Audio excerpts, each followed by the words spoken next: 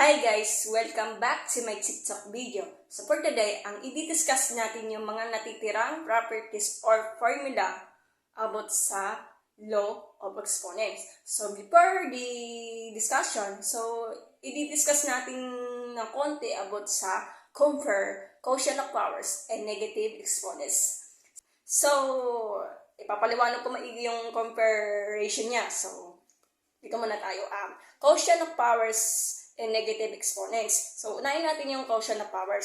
So, ito yung note niya. So, kapag ang m is mas mataas ang value niya, it means ang sagot niya will be the positive exponents. So, makikita naman yung kasulatan ko. Okay? So, ganito ang explanation niya. Kapag, let's say, n is greater than 2n, ibig sabihin nun, kapag mas mataas ang value ng exponent, example ko lang yon, like m, ganito, x to the m power over x to the n power is denoted by the x, ima-minus mo siya, mas mataas ang number ng exponent kaysa dito. So, magkakaroon siya ng positive exponent. Like, example ko lang yun na 7 minus 2 is 5. So, nagiging positive exponent na siya.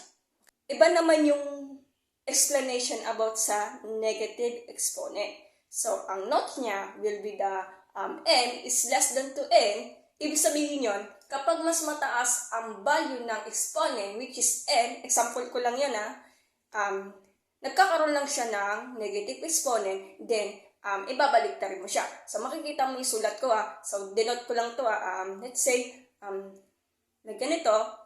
Kunwari, let's say, ito, example c square over c to the 5th power. So, copy na lang yung c, then raised to the power of 2 minus 5. So, obserbahan nyo mabuti So, makikita nyo na kapag ganito ang itsura niya, will be magkakaroon lang siya ng negative exponent. So, ayan, ano mas mataas, yung n or m? So, syempre yung n, kasi mas mataas yung n kaysa sa n. So, ang sagot niya will be the negative 3. So, di pa yung finalize. So, kailangan mo siya baliktarin. Ang susulatin mo dito is maglalagay ka ng over 1 kasi alam natin na ang denominator niya will be 1 is hindi na siya sinusulat. But then now, kailangan natin isulat ng denominator which is 1 para babaliktarin yung magiging itsura niya. 1 over c cubed. Yun yan. Ulitin ko Kapag quotient of powers, ang sagot niya will be the positive exponent. Then, pag negative exponent, ang sagot niya will be the negative exponent. Then, babalik na rin siya. So, ayun na yun. So, that's it. So, balikan natin yung natitirang ibang discussion about sa properties of the law of the exponent. So, alam niyo naman kapag identify exponent, alam niyo na, di ba? Inaaral niyo sa school, di ba? Kaya sinulat ko para pinaalala ko lang sa inyo. Let's say, alam natin na ang exponent which is 1 is hindi naman sinusulat. Okay lang yun, pero kaya nga may sinama ko lang sa discussion, di ba? So, kapag identify, makikita mo yung exponent which is 1. So, let's say, x raised to the power of 1 or x na lang. So, ito na yun. Pwede naman tanggalin yung exponent which is 1. Kasi understood naman siya. Kaya siya identify kasi makikita mo yung exponent which is 1. So, ang mas madali, 0 exponent. Hindi yan basta-basta guys Kung napapansin natin, may note na naman dito. Kapag ang value ng x natin is 0, ibig sabihin nun, undefined. So, hindi natin masasabi kung ano talaga ang sagot niya. Kapag tinype mo sa calculator, ang kalabasan niya will be the syntax error o minsan math error. So, paalala ko sa inyo kapag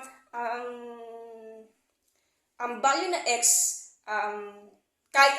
kahit mapahalo man ng letters, numbers, tapos subtraction, maliban na lang yung 0. Kasi kapag equal siya sa 0, ibig sabihin, undefined na siya.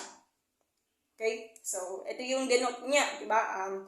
X to the 0 power is, alam niyo na, di ba? Ang sagot niya will be 1. So, magbibigay ako ng, syempre, dalawang example. Kapag nakikita mo itong itsura na to, let's say 2 raised to the power of 0. 0 exponent, di ba? Alam niyo naman, ang sagot niya is 1. Ano yun? Quantity of CF to the 7th power times raised to the power of 0. Huwag kayong mag-alala kasi kapag nakikita niyo na nasa labas ng exponent, which is 0, ang maging sagot niya will be 1. Okay? Huwag kayong matakot, madali lang yan. Di ba?